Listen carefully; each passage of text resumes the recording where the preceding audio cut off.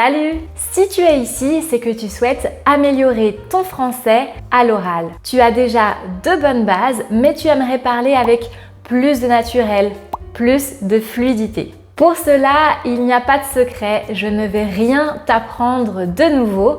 Il faut pratiquer ton français. Autrement dit, il faut parler le plus souvent possible en français. Je comprends que pratiquer le français n'est pas facile pour toi si tu n'as personne avec qui pratiquer. Mais je te rassure, je viens t'apporter des solutions dans cette vidéo. Je vais partager avec toi 3 activités que tu peux faire tout seul, chez toi et gratuitement. Et je t'invite à regarder cette vidéo jusqu'à la fin parce que je pense que la dernière activité qu'on va voir ensemble va te surprendre. N'oublie pas d'activer les sous-titres si tu en as besoin, de me dire bonjour dans les commentaires et de me dire pourquoi est-ce que tu apprends le français. Alors, prêt ou prête? Allez, c'est parti!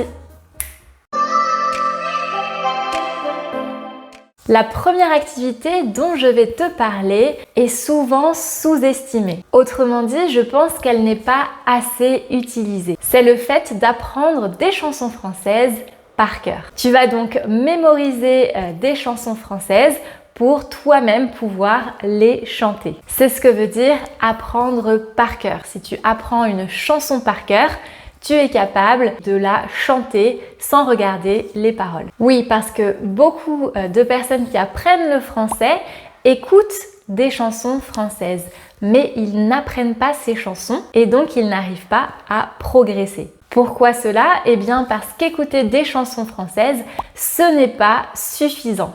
Pour te donner un exemple, moi j'écoute beaucoup de chansons coréennes. Et pourtant, je ne parle pas coréen et écouter ces chansons ne m'aide pas beaucoup à apprendre la langue. Et pourquoi? Parce que j'ai une attitude passive et non pas active quand j'écoute des chansons coréennes. Donc si tu veux améliorer ton français à l'oral avec des chansons françaises, il va falloir que tu aies une démarche active quand tu écoutes des chansons françaises.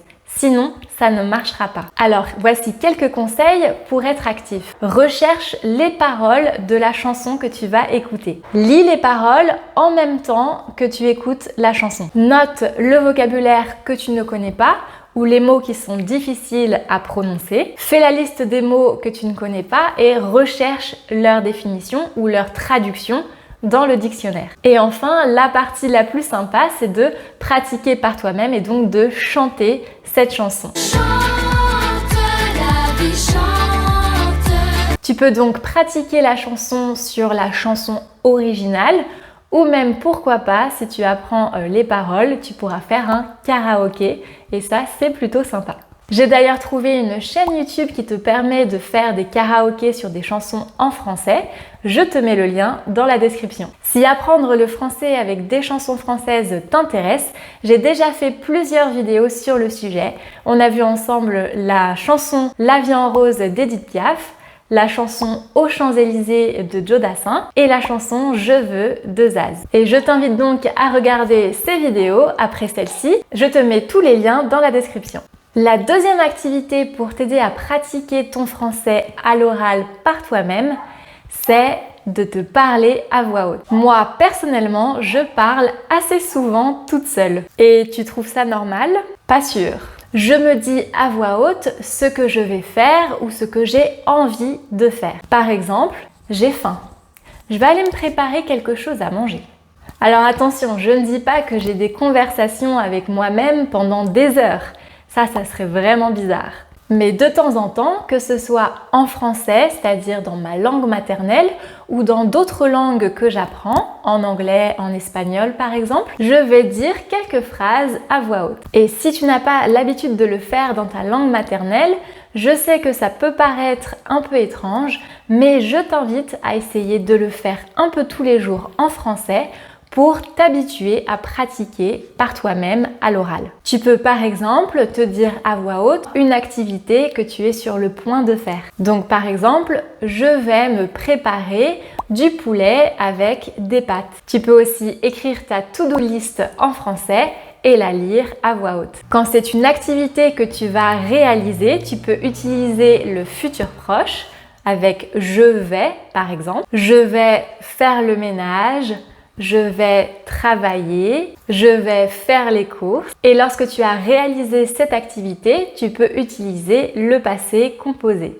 J'ai préparé à manger, j'ai travaillé, j'ai fait les courses, etc., etc. Plus tu vas prendre l'habitude de te parler en français et plus ce sera facile pour toi d'avoir des conversations avec d'autres personnes. Si tu veux passer à un niveau supérieur, tu peux t'enregistrer et t'écouter. C'est vraiment un bon exercice pour pouvoir voir ta progression et aussi te corriger. Quand on apprend une langue étrangère, c'est normal de faire des erreurs et lorsque l'on parle, on ne se rend pas forcément compte tout de suite des erreurs que l'on fait. Mais si tu t'enregistres et qu'ensuite tu réécoutes ce que tu as dit, tu vas pouvoir écouter toi-même tes erreurs et tu les corriger. Et si tu t'enregistres régulièrement, je t'assure que tu vas voir une grande amélioration très rapidement. On passe maintenant à la troisième activité qui est celle que je préfère. Alors, roulement de tambour.